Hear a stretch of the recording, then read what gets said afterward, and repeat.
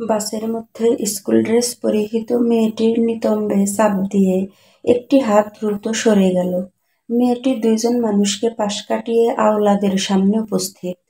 ঘৃণা ভরা স্বরে জিজ্ঞেস করল, আপনি আমার গায়ে হাত দিলেন কেন? আওলাদ চূড়ান্ত অবাক হয়ে পাল্টা প্রশ্ন করল, কি করেছি? আমি কোথায় আর তুমি কোথায়? আমি তোমার গায়ে হাত দেব কিভাবে? কিভাবে হাত দিয়েছেন জানেন না? খুব বাজেভাবে স্পর্শ করেছেন আপনি। দেখো মেয়ে, বাসের মধ্যে নাটক করবে না। এমনি ভিড়ের মধ্যে দম ফেলার অবস্থা নেই। দেখেন না ভাই, আমি এখানে দাঁড়িয়ে, আর মেয়েটি দুইজন মানুষের সামনে, দুইজন মানুষ ডিঙিয়ে আমি কি করে এই মেয়ের গায়ে হাত দেব? আওলাদের বক্তব্যে আরো দুইজন সমর্থন জানালো। একজন মেয়েটিকে বলল, এই মেয়ে, তোমার দুই পাশে যারা দাঁড়িয়েছে তাদের ডিঙিয়ে এই মানুষটা কিভাবে তোমার গায়ে হাত দিল? মেয়েটির মা এসে পাশে দাঁড়িয়েছে। মেয়েটির হাত ধরে টানছে আর বলছে, চলে আয় শায়লা। চুপ কর, বাদ দে। শায়লা আবারও আওলাদের দিকে তাকিয়ে বলল, দেখেছেন, আমার মা চুপ করতে বলছে। কেন বলছে জানেন? আমি মেয়ে, আমার সম্মান বাঁচাতে। বাসে মানুষের ভিড়ে অপরাধ করবেন আপনারা, অথচ আমাদের কেন সম্মান নষ্ট হবে বলতে পারেন? কেন চুপ থাকতে হবে আমাদের? ঠিক আছে, আমি চলে যাচ্ছি, কিন্তু সরি বলুন। আওলাদকে এবার চূড়ান্ত রকমের রাগান্বিত মনে হচ্ছে।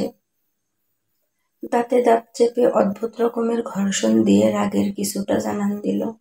তারপর বলল, সরি বলার অর্থ হলো আমি অপরাধী। অপরাধ না করে সরি কেন বলবো?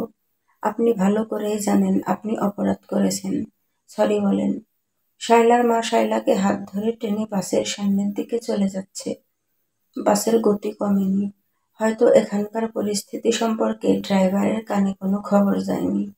শায়লা দুইজন মানুষের আড়ালে চলে গেলেও তার মুখ থেকে আবারও উচ্চারিত হলো, আঙ্কেল, সরি বলুন।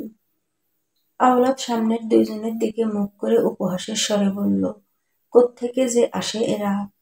যেখানে পুরুষ মানুষের ভিড় বেশি সেখানেই ডলা খেতে চলে আসে। আওলাদ তার মুখের কথা শেষ করলেও মনে মনে কিছুটা অপমানিত হয়েছে। মেয়েটি তাকে আঙ্কেল ডেকেছে। তার বয়স এখন 27 চলে।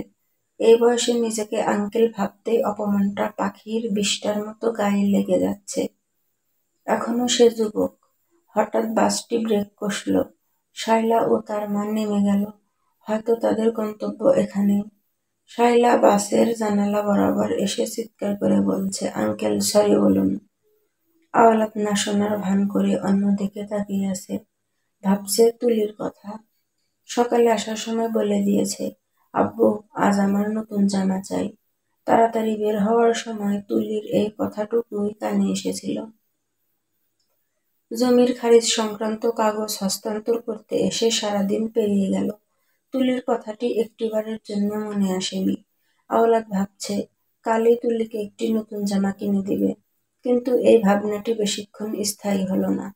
মস্তিষ্কের একপাশে যেন বারবার একটি কথা হাতুড়ি পেটা করছে, আঙ্কেল, সরি বলুন। বাস থেকে নেমে আওলাদ সোজা বাড়ির পথ ধরল। মাথাটা কেমন যেন করছে। সারাদিন গোসল হয়নি। এজন্যই হয়তো একটা ভোঁতা যন্ত্রণা ক্রমশ বৃদ্ধি পাচ্ছে। মোড় ঘুরে রাস্তার পাশের দেওয়ালে চোখ গেল আওলাদের। 2-3টা দেওয়াল জুড়ে একই কথা লিখে রেখেছে, কেউ সরি প্রিয়াঙ্কা, ফিরে এসো। কোনো প্রেমিক হয়তো তার প্রেমিকার রাগ অভিমান ভাঙাতে এই দেওয়াল লিখনের চিন্তা মাথা থেকে বের করেছে। কিন্তু বাক্যটিতে সরি থাকার কারণে আওলাদের মাথার ভোঁতা যন্ত্রণা যেন আরো বেড়ে গেল। আর কেউ যেন কানের ভেতর ঢুকে সুর করে সেই কথাটি বলছে, আঙ্কেল, সরি বলুন। আওলাদ ঘরে ঢুকে দেখলো রাজিয়া তার মেয়ে তুলিকে নিয়ে টিভি দেখছে।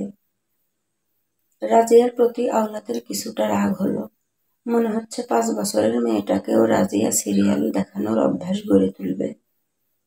আওলাদ চোখ বড় করে রাজিয়াকে উদ্দেশ্য করে বলল, তোমাকে কতবার বলেছি তুলিকে নিয়ে বসে এসব সিরিয়াল দেখবে না?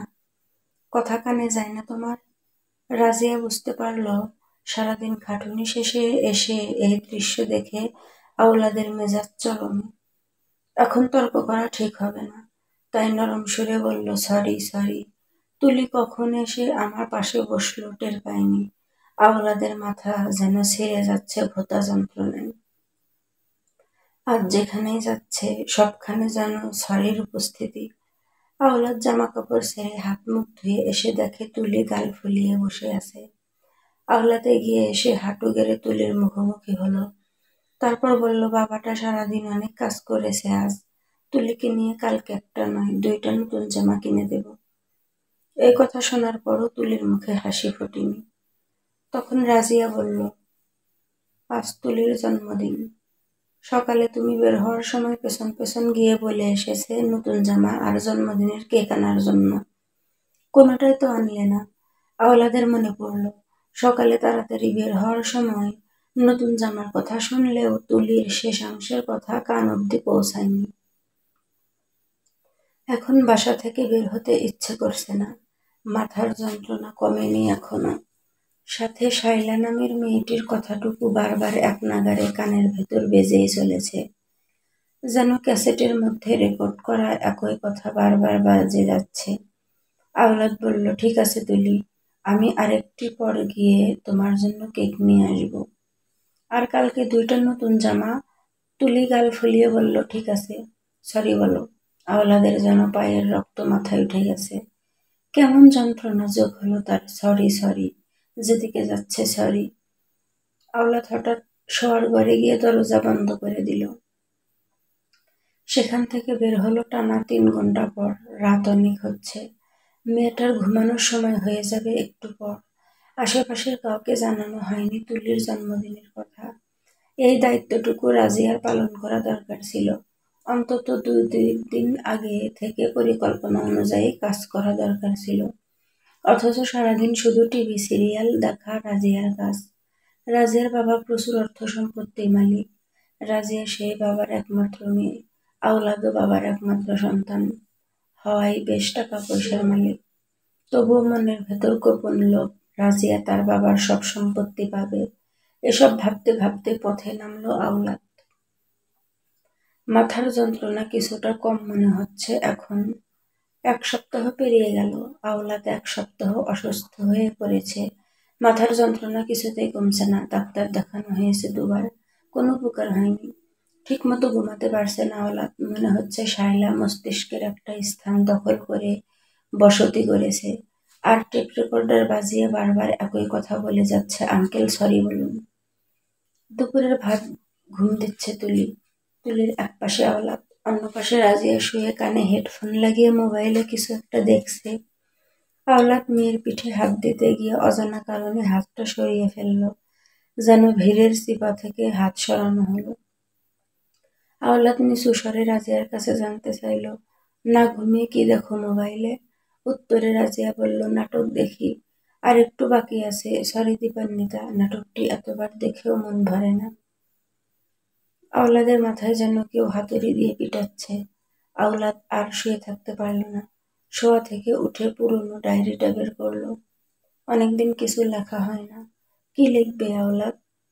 কিছু না ভেবে কলম হাতে নিল। কিন্তু আওলাদের মনে হচ্ছে হাতের শক্তি কমে যাচ্ছে। মনের অজান্তে ডায়েরিতে কয়েকবার লিখল, sorry sorry sorry uncle, sorry বলুন। হঠাৎ আর কিছুই লিখতে পারছে না আওলাদ। হাতের 2টা আঙ্গুল একদিকে বাঁকা হয়ে গেল। মুহূর্তে আওলাদ চিৎকার করে ডাকলো, রাজিয়া রাজিয়া, আমার হাতে শক্তি পাচ্ছি না। রাজিয়া শোয়া থেকে উঠে এলো। ঘটনা সত্যি, হাতের 2টা আঙ্গুল একদিকে বাঁকা হয়ে গেছে। রাজিয়া কি করবে ভেবে পাচ্ছে না। আওলাদের হাতের কবজি থেকে আঙ্গুল অবধি কেমন শক্ত কাঠের মতো মনে হচ্ছে। ততক্ষণে তুলি উঠে গেছে ঘুম থেকে। রাজিয়া আওলাদকে ধরে তুলল, হাসপাতালে নিয়ে যেতে হবে দ্রুত। পাশের বাসায় খবর দিলে হয়তো কেউ সাহায্য করতে এগিয়ে আসবে। রাজিয়া ছুটল সেদিকে। তুলি বিছানায় বসে আছে। আওলাদ দ্রুত রান্নাঘরে ঢুকল। বাম হাতে বটি নিল, ডান হাতটা টেবিলের উপর রেখে কবজি বরাবর 2টা কোপ। কবজি থেকে আঙ্গুল সহ হাতের অংশ আলাদা হয়ে পড়ল মেঝেতে। রাজিয়া পাশের বাসা থেকে মানুষ এনে দেখে রান্নাঘরে রক্তারক্ত অবস্থা। রাজিয়া চিৎকার করলো। আওলাদের চোখ যেন বন্ধ হয়ে আসছে।